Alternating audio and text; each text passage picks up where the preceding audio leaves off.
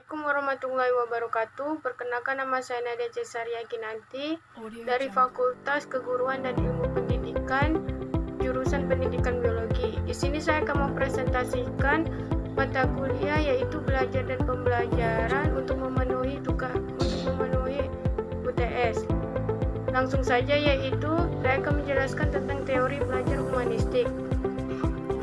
Nah, pengertian teori humanistik. Teori adalah suatu pendapat yang didasarkan oleh penelitian dan penemuan yang didukung oleh data dan argumentasi.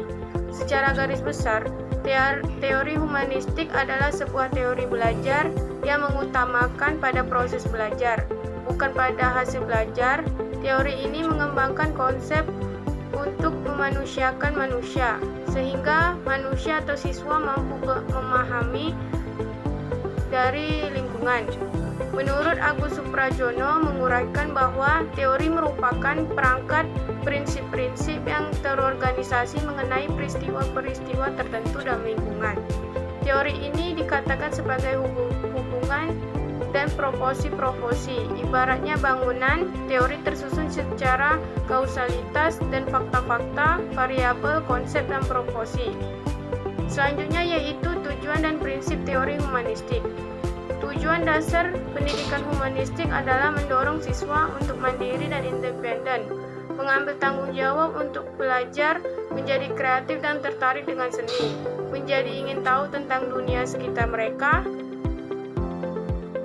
Selanjutnya yaitu prinsip-prinsip humanistik, yaitu yang pertama, siswa harus dapat memilih apa yang mereka ingin pelajari. Guru humanistik percaya bahwa siswa akan termotivasi untuk mengkaji materi bahan ajar jika terkait dengan kebutuhan dan keinginannya.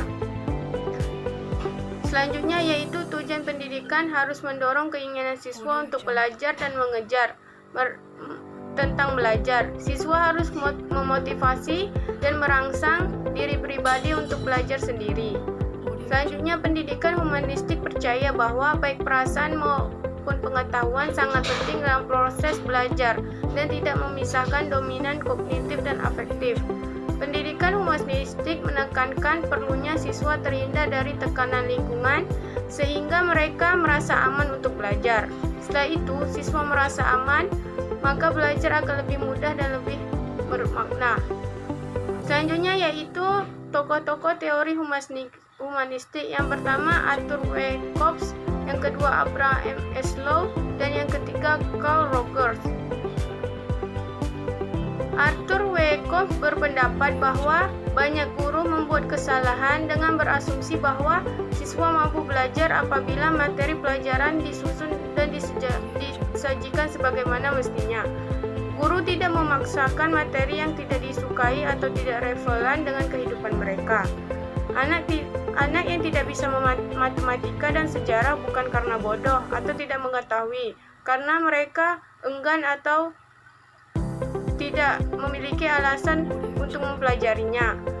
Selanjutnya yaitu Abraham Maslow. Pentingnya kesadaran akan perbedaan individu dengan memperhatikan aspek-aspek kemanusiaan, menggali dan menemukan sisi-sisi kemanusiaan pada taraf tertentu sampai penemuan diri.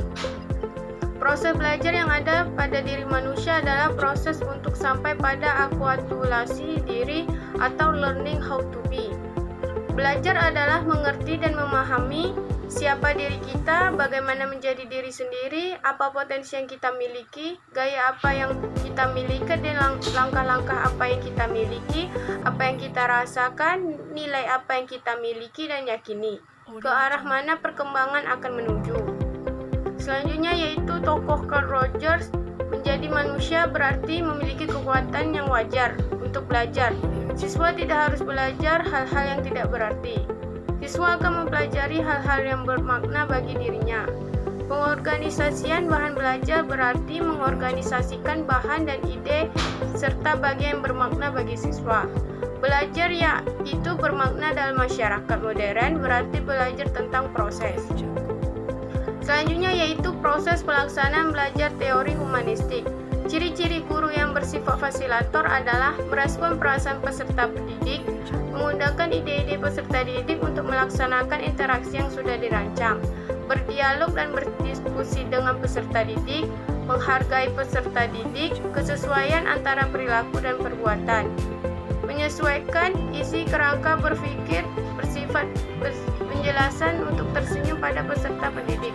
Berdasarkan pemaparan terkait proses pelaksanaan teori belajar humanistik, maka guru bisa mempermudah proses pelajaran di dalam kelas agar suasana belajar lebih hidup dan aktif. Selanjutnya yaitu proses teori belajar humanistik. Guru sebagai fasilitator yaitu memberikan perhatian kepada pencipta suasana awal, situasi, kelompok atau pengamatan kelas. Fasilitator membantu untuk memperoleh dan memperjelas tujuan-tujuan perorangan di dalam kelas dan tujuan-tujuan kelompok bersifat umum. Dia mempercayai adanya keinginan dari masing-masing siswa untuk melaksanakan tujuan-tujuan yang bermakna bagi dirinya. Menempatkan diri sebagai suatu sumber yang fleksibel untuk dimanfaatkan oleh kelompok. Yang terakhir yaitu kelebihan dan kekurangan teori belajar humanistik.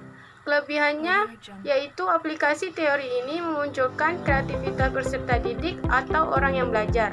Hal ini terjadi karena teori ini berpusat pada teori belajar, bukan pada materi yang harus diajarkan pada peserta didik. Tenaga pendidik justru memiliki tugas yang lebih ringan dan terpaku untuk menyelesaikan materi, lebih fokus pada pengembangan setiap individu yang belajar. Selanjutnya yaitu kekurangannya. Kekurangannya yaitu peserta didik sulit memahami potensi dirinya sendiri. Peserta didik yang tidak berminat untuk mengikuti proses belajar akan tertinggal. Jika peserta didik tidak rajin untuk mengikuti proses pembelajaran, maka besar kemungkinannya ia akan kesulitan untuk mengikuti proses belajar. Sekian yang dapat saya jelaskan pada hari ini. Assalamualaikum warahmatullahi wabarakatuh.